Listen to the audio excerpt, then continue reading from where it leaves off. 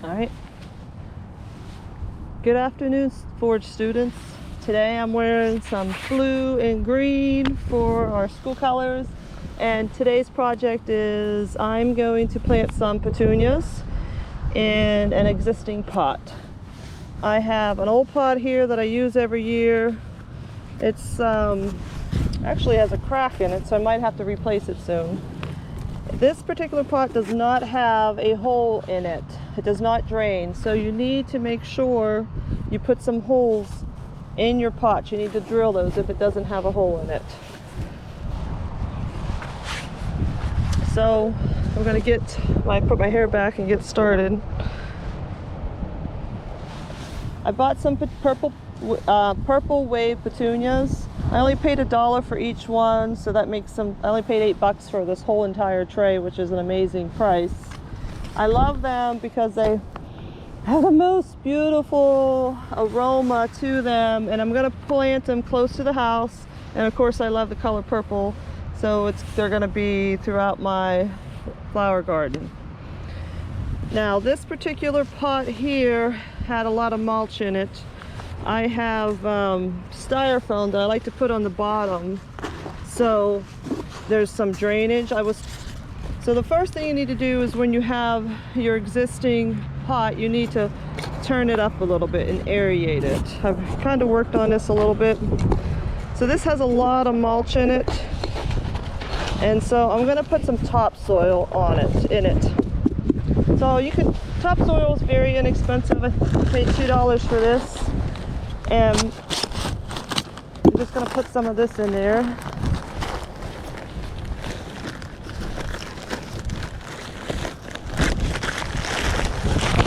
Start with soil, a couple of inches. I'm not going to put too much because we have room for the plants. That should be about right. Like my little knee pad to rest my knees on. I always have one of those. So I got some nice soil. I'm going to chop this up a little bit and aerate it. Put some air in there, fluff it up. Let it mix with the existing. Now I've already broken up.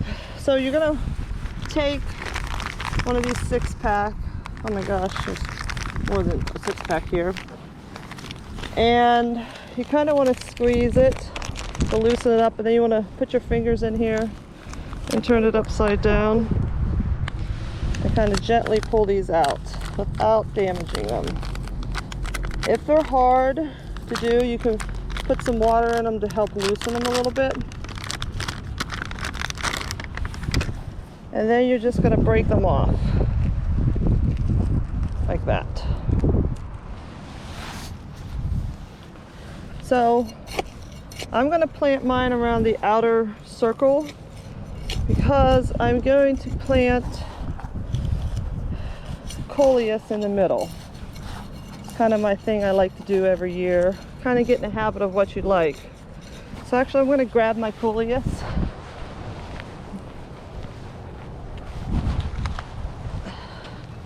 These are not the best looking coleus, but I only paid $5. They were half price, and I can make anything come back. And I always like the zebra stick ones. So I'm going to pop this out. Just kind of squeeze the bottom. And there's roots here, so a lot of people, they recommend you to kind of bring those roots down. I'm going to put my coleus right down the center. This coleus gets very tall and beautiful, so I like it to be in the center. Push down a little bit, and then I'm going to work around every so many inches and put my purple wave petunias. Grab me another one. Your shovel tells you the dimensions on it. So you basically want to go 5 inches, 4 inches is fine.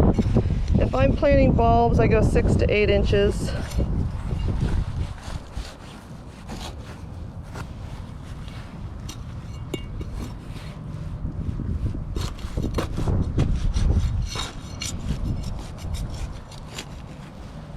Grab another one.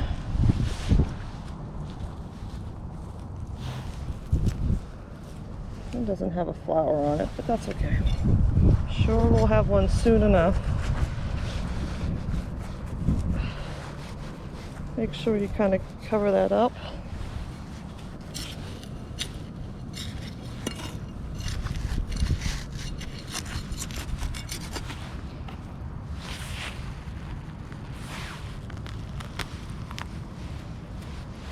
Pull down some of the roots.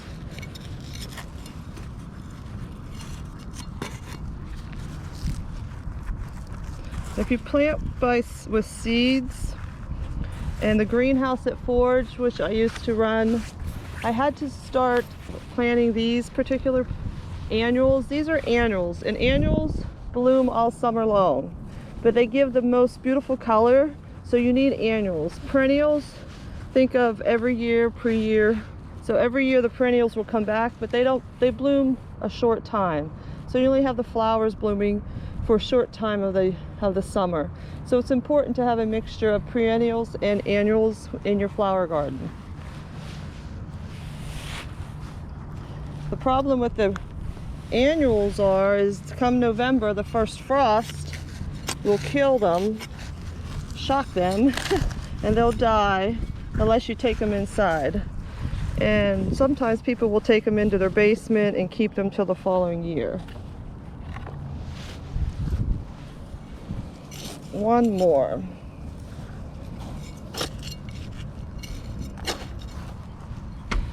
So I'm going to grab some more soil out of here and kind of put it where I specifically want it to go around the plants. And you also have to think the plants, when they water, the soil will shrink or compress. So it's always best to put a little bit more soil to compensate for that. Now, since we're in Virginia weather, these will dry out quickly. So this is where I like to take some mulch and sprinkle it on top. Actually, before I do the mulch, I have some organic jobs, it's for roses and for flowers, so I'm going to use some of this in here. Give it a little extra boost. Try not to put those on the plant if you can help it. I think that's probably plenty. And then I'm going to go back to putting my mulch on.